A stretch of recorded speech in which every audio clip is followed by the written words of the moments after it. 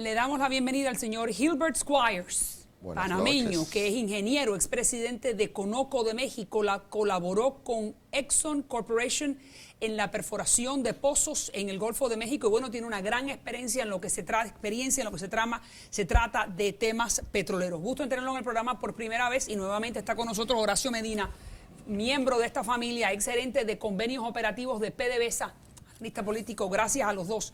Y la pregunta es, Cuba tiene, todo parece indicar por los últimos anuncios que hemos visto, artículos que hemos visto en el periódico, que puede ser que tenga la capacidad, un potencial similar al de Ecuador.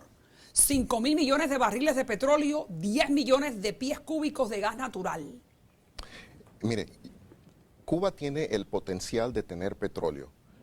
La idea y la pregunta que tenemos que hacernos siempre es si ese petróleo es producible.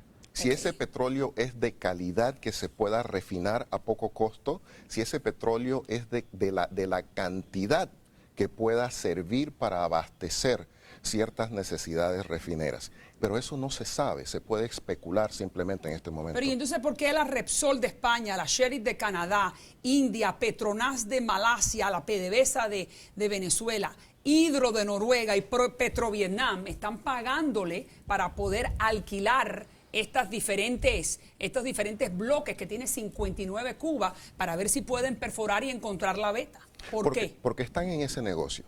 De la misma manera que diversas compañías americanas, y yo como árbitro internacional y abogado internacional también veo esos temas cuando hay disputas con respecto a la producción en ciertos bloques, pero la idea es adquirir control de los bloques para determinar, ya sea para sí mismos o para, digamos, impedir que otros puedan alcanzar esas oportunidades de gas natural y petróleo. ¿Cómo la ves tú? Bueno, que esa es tu industria. Bueno, para producirlo muy rápidamente, Cuba está vendiendo unas expectativas de petróleo que parecen ser confirmados por los estudios geológicos y los levantamientos sísmicos de geofísica que se han hecho. Pero no hay ninguna forma de saberlo hasta que no se perfore. Perforarlo significa perforar en aguas muy profundas, más de 2 kilómetros de agua y más de 6 kilómetros de roca. Ya lo hizo Repsol en finales del año 2004 con una plataforma, por cierto, en Noruega, que le costaba $195.000 diarios. Gastaron, al día, oigan esto, gastaron al día. 25 millones de dólares en un pozo no tan profundo y solo les dijo que había petróleo pero no comercial. Sin embargo... Que explícale al público la diferencia entre el petróleo comercial y no comercial. Bueno, comercial es que es un petróleo que definitivamente cuesta mucho más producirlo que venderlo. No es un petróleo que no tiene la calidad adecuada y probablemente ese yacimiento no tenga el volumen necesario para pagar la inversión. Entonces necesitan hacer nuevos estudios, los hicieron, nuevos levantamientos los hicieron y Repsol va a perforar ahora asociado con Norsk Hydro, una empresa noruega, van a perforar el próximo año en las aguas profundas, a tan solo 50 millas de los Cayos de Florida, lo cual, a mi modo de ver las cosas, habla también un problema desde el punto de vista comercial, desde el punto de vista político. Y como mencionara aquí el amigo, hay algo bien importante, porque hay que ver si descubren un yacimiento allí, es imprescindible que en los límites del otro lado, si yo también perforo, tengo necesariamente que llegar a acuerdos de unificación de yacimientos para poder explotarlo. Ahí, si los límites del otro lado, son los Estados Unidos. El otro lado son los Estados Unidos. Y entonces ahí es donde yo vamos digo a los tres entonces que se abre un problema, además de comercial, técnico, operacional, político muy importante. Carlos Alberto, entonces la pregunta es sencillita. Si se descubre estas compañías, como está diciendo Horacio, que sí, que es factible y que se puede perforar y sacar ese petróleo, ¿es el fin del embargo? Bueno, cuando lleguemos a ese punto ya el embargo no existe, porque estamos hablando de 4, 5, 6, 7 años y el problema de Cuba va mucho más rápido de ese periodo, que es un periodo muy largo.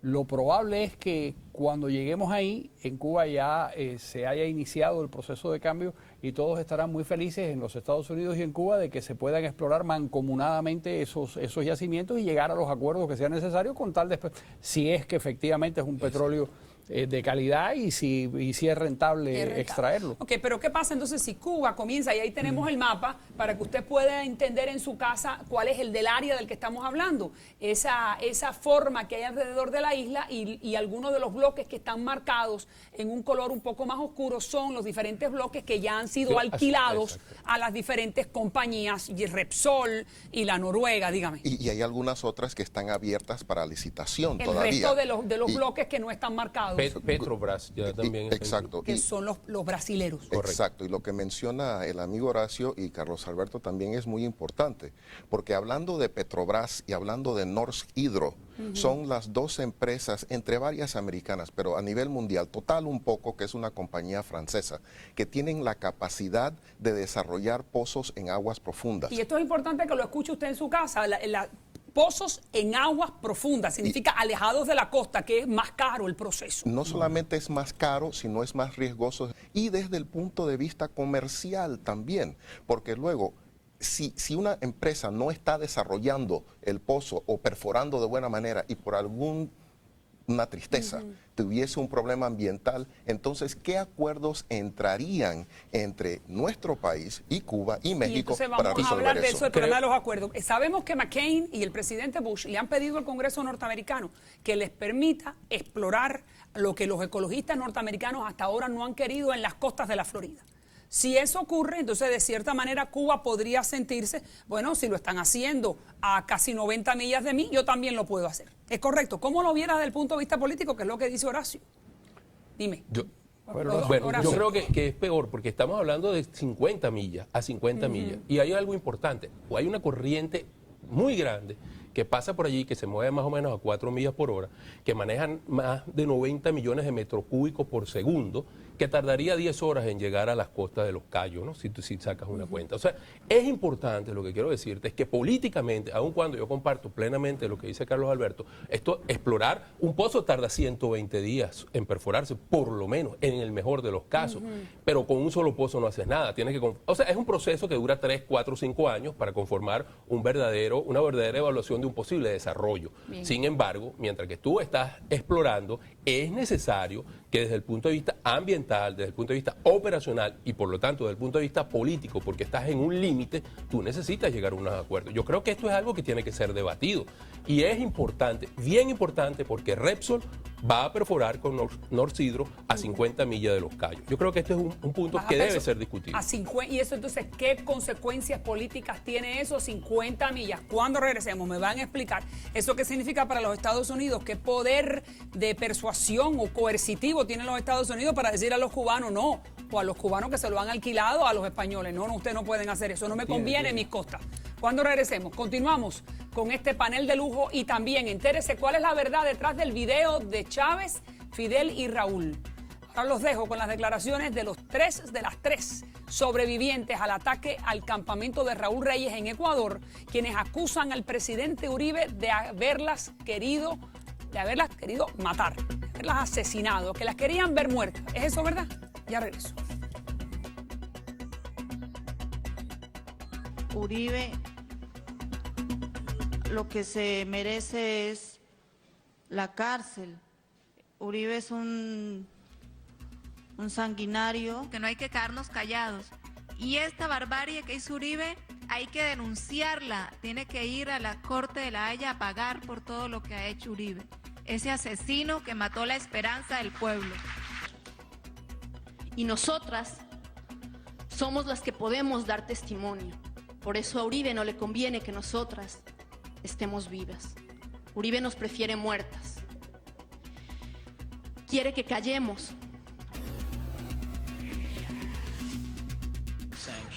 Sin duda, nosotros no apoyaremos a la Unión Europea ni a cualquier otra entidad que trate de aliviar las restricciones en este momento.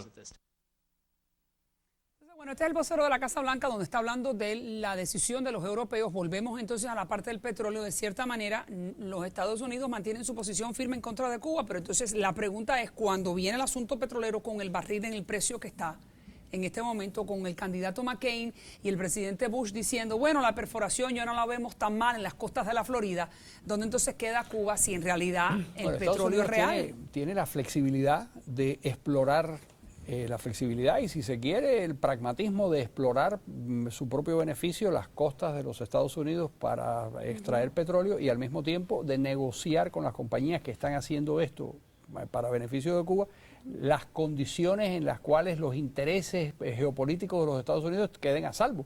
¿Por qué puede hacer esto Estados Unidos? Porque tiene el 25, el 30% del Producto Bruto Mundial. ¿Cómo Pero no van a entonces poder es hacerlo? importante que entienda bien el público. Tú lo que me estás diciendo es que los Estados Unidos tienen poder coercitivo, poder de disuadir las compañías que le han alquilado los bloques a los cubanos. Claro, Petrobras, por ejemplo, que tiene intereses en el mundo entero. La otra compañía, que es Noruega, que tiene intereses en el mundo entero. Lo que no quieren es tener, la Repsol española, tener un conflicto con los Estados Unidos y buscarán alguna suerte de acuerdo, en la cual Cuba tiene, la capacidad de negociación de Cuba es muy pequeña, porque Cuba lo único que puede hacer en este panorama es conceder la posibilidad de exploración a estas empresas, y estas empresas a su vez son las que tienen la capacidad técnica y los recursos para hacer eso. Esa cifra que estaba dando Horacio de $200,000 diarios. Wow. Cuba no puede ni acercarse a eso. Por lo tanto, Estados Unidos, si quiere, puede con la mano izquierda explotar el petróleo que les conviene a ellos, y con la mano derecha negociar con esas compañías para que lo que se vaya a hacer a favor de Cuba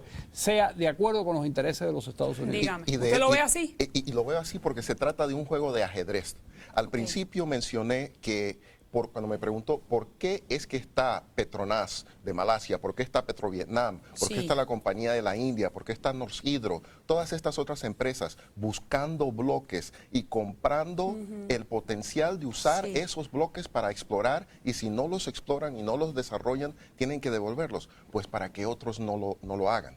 Entonces es parte del juego de tratar de ver qué es lo que hay, disminuir los costos en general, impedir que otros entren, pero al hacer eso, entonces entra el poder coercitivo de los Estados Unidos, de decirle, bueno, señores, ustedes no pueden usar tecnología americana, nada. Bueno, señores, ustedes no pueden traspasar sus fondos que están en otros acuerdos internacionales, en otras partes del mundo, como Angola, por ejemplo, o en Vietnam mismo, utilizar esos fondos aquí en Estados Unidos o en el comercio mundial. Ese es el poder coercitivo, pero es un juego de ajedrez, es un plan técnico y es un plan también comercial que tiene que enfocarse con lo geopolítico y también con las necesidades reales, actuales y pragmáticas. El precio del petróleo está a casi $140 por barril. $140 por barril, pero entonces que vamos a mirarlo de la otra manera. ¿No le interesaría a los Estados Unidos poder acercarse a esta isla que está a 90 millas y que supuestamente tiene la capacidad que tiene Ecuador para llegar a un tipo de entendimiento, por lo menos en el embargo o en las leyes del embargo, hacer excepciones a las compañías petroleras, como lo han hecho a las compañías que le venden las vacas y los pollos a Cuba? Yo creo que indudablemente... Y los granos y las medicinas. Claro, pero es que indudablemente que las compañías petroleras norteamericanas tienen un altísimo interés en explorar. No solo allí, en cualquier parte del mundo. Y yo creo que hay dos cosas importantes. Primero, yo no estoy de acuerdo que los altos precios de hoy los va a resolver explorando hoy, porque eso va a tener un resultado 5, 6 o 7 años después, si hay resultado, o sea, si la exploración es positiva. Yo creo que es importante que eso comience a debatirse y esas inversiones en exploración comiencen a hacerse, porque si no, dentro de 5 años, sí vamos a tener un serio problema estructural del mercado, porque no va a haber la suficiente oferta para cumplir con la demanda, porque grandes compañías estatales en el mundo no han hecho las inversiones que han debido hacer durante los últimos años. Llámese, por ejemplo, Venezuela, Irán, Indonesia y otras tantas compañías, inclusive México, que tiene una capacidad declinante de su capacidad de producción. Entonces es imperativo discutir y debatir, y los Estados Unidos tienen que discutir eso, dónde vamos a explorar en nuestro propio territorio para producir más petróleo. Yo creo que esa no es la solución a la crisis de hoy. La crisis de hoy tiene otras soluciones inmediatas y de corto y mediano plazo, pero es importante. Y yo sí creo que va a haber una presión, que además creo que es legítima, de compañías privadas, que van a decir, si del otro lado de una línea imaginaria donde se supone que hay un límite van a perforar y explorar, ¿por qué de este otro lado no podemos hacerlo? Y además decía una cosa, Horacio, que me parece, mientras conversábamos, esos yacimientos sabemos que por dónde se llega por una punta, pero no sabemos en dónde están. Correcto. Y puede ser que lleguen, como están a 50 millas de los Estados Unidos, que encuentren aquí el petróleo, pero resulta que el gran bolsón de petróleo está en el territorio norteamericano. O sea, a nadie le interesa pelearse con un vecino que es del tamaño de los Estados Unidos y en donde el petróleo a lo mejor resulta que donde está es en el territorio de Estados Unidos. Al lado de New Orleans. Claro. Y esos acuerdos ya existen entre los Estados Unidos y México. Y lo que hace el alto precio de petróleo, si nos acordamos de lo que estaba pasando a finales de los años 70, se estaba prognosticando que barril de petróleo iba a subir hasta $200 por barril en el 79-80. Pues, ¿qué ocurrió en 1983-84? Decayó de tal punto que no era costeable explorar en aguas tan profundas y, más aún, no era costeable tratar de desarrollar calidad de crudo que desde el punto de vista de la viscosidad, el crudo que supuestamente hay en Cuba es muy parecido al que hay en México, que es muy viscoso, muy pesado, y aparte de eso se le llama sucio. Es sucio, ¿por qué? Porque tiene plomo, porque tiene sulfuro, porque tiene otros metales que aumentan el costo no solo de la exploración, pero después de eso la transportación, luego de eso la refinación y luego de eso los ingredientes que hay que agregarles para que le llegue la gasolina al consumidor. Así que hay un paso muy largo que hay que tomar, y aparte de eso hay muchos riesgos por cada uno de esos pasos. ¿Quién sabe por cuántos años va a estar el precio del barril de petróleo a donde está? ¿Quién sabe si no se va a repetir lo que ocurrió a principios y a mediados de los 80, en que el precio del petróleo bajó tanto que el petróleo que venía de Alaska ya no se estaba bombeando?